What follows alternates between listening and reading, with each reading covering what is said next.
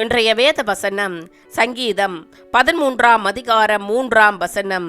என் தேவனாகிய கர்த்தாவே, நீர் நோக்கி பார்த்து எனக்கு செவி கொடுத்தருளும்.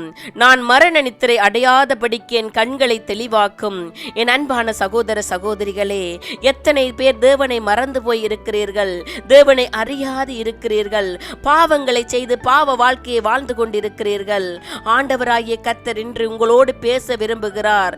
தாவீது என்னும் பக்தன் இப்படியாக தேவனை நோக்கி சொல்லுகிறார், கர்த்தாவே, எதுவரைக்கும் என்னை மறந்திருப்பீர்?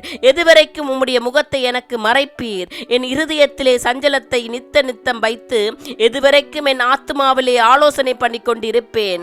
எதுவரைக்கும் என் சத்துரு என் மேல் தன்னை உயர்த்துவான்? என் தேவனாகிய கர்த்தாவே, நீர் நோக்கி பார்த்து எனக்கு செவி கொடுத்தருளும்.